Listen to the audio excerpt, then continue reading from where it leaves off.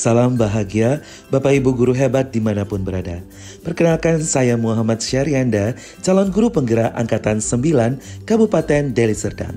Di kesempatan kali ini saya akan mendemonstrasikan secara kontekstual modul 1.1A6 melalui komik video animasi pendidikan yang berpihak pada murid. Baik anak-anak, hari ini topik pembelajaran kita adalah perkembangan teori atom dan pemodelan atom. Dalam hal ini, Sir akan memberikan tugas proyek buat kalian untuk memahami pembelajaran lebih bermakna. Anak-anak, berdasarkan asesmen diagnostik non-kognitif yang sudah pernah kalian isi, hari ini Sir sudah mengelompokkan kalian sesuai dengan gaya dan minat belajar kalian masing-masing. Adapun kelompoknya terdiri dari auditori, visual, dan kinestetik. Untuk kelompok auditori, fokus kepada suara sebagai kekuatan Anda belajar. Untuk kelompok visual, fokus pada gambar. Dan untuk kelompok kinestetik, fokus pada kinerja praktik kalian. Apakah ada pertanyaan sampai di sini, nak? Bisa tolong dijelaskan proyek untuk kelompok yang gaya belajar auditori, kita harus apa? Jadi, untuk mengerjakan proyek ini, Sir akan membagikan beberapa contoh produk dari setiap kelompok belajar. Untuk auditori, proyek bisa berupa podcast, musik, atau puisi. Untuk kinestetik, produk bisa berupa 3 dimensi yang dirancang sesuai dengan topik. Visual bisa berupa gambar digital atau manual. Sir, kalau saya dan teman, kita hobi menyanyi.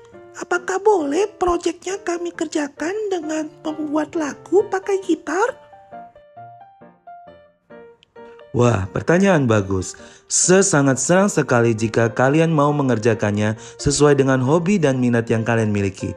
Tetapi pesan Sir, konten materinya harus tetap sesuai dengan topik pembahasan.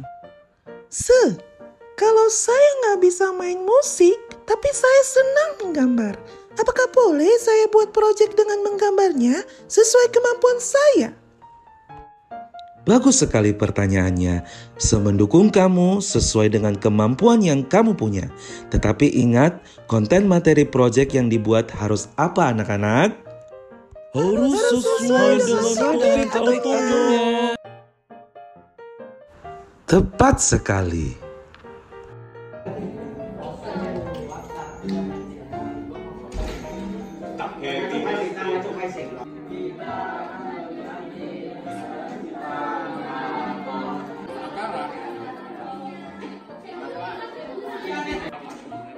Jelasin.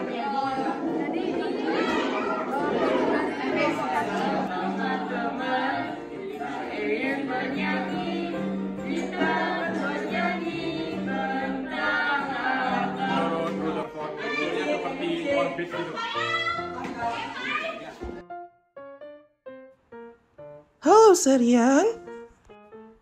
Halo Miss Nisa, ada yang bisa saya bantu Miss? Sir, saya terkesan sekali melihat kelas Sir tidak sengaja terlihat ketika saya hendak berjalan balik ke kantor tadi. Terkesan bagaimana maksudnya, Miss? Saya lihat kelas tadi ada yang bermain musik, ada yang menggambar, ada juga yang membawa model 3D. Sungguh tidak menyangka itu adalah kelas mapel kimia, Sir. Saya sebenarnya lagi membangun citra fun dan menarik perhatian mereka ketika belajar kimia bersama saya, Miss. Wah, menarik sekali, Sir. Ayo dong, Sir, berbagi ide ke saya agar pembelajaran bisa semenarik itu. Dan saya lihat ekspresi anak-anak semua bahagia dan terlihat begitu semangat sekali, Sir. Begini, Miss Nisa, menurut KHD, pendidikan itu harus berhamba pada anak. Berhamba pada anak? Bagaimana itu, Sir? Maksudnya begini, Miss. Pendidikan harus berpusat pada anak. Sebagai pendidik, kita menekankan pada minat, kebutuhan, dan kemampuan masing-masing anak. Kita tidak boleh memaksakan suatu hal kepada mereka karena seharusnya guru yang mengikuti kemauan anak. Kalau mengikuti kemauan anak, apakah nanti mereka malah jadi seenaknya sendiri, Sir? Tentu tidak, Miss. Justru akan memaksimalkan potensi minat dan bakat yang dimiliki setiap anak. Guru tidak lagi berperan sebagai sumber utama dalam pendidikan, melainkan sebagai fasilitator mendampingi proses pembelajaran dan melayani kebutuhan anak didik kita untuk membuat mereka berkembang optimal. Masya Allah, luas sekali pemahaman Serian mengenai tugas kita sebagai guru. Saya harus banyak belajar nih. Benar sekali, Miss. Kita sebagai guru harus selalu belajar mengikuti perkembangan zaman. Terima kasih atas perhatian Bapak Ibu guru hebat. Salam guru penggerak.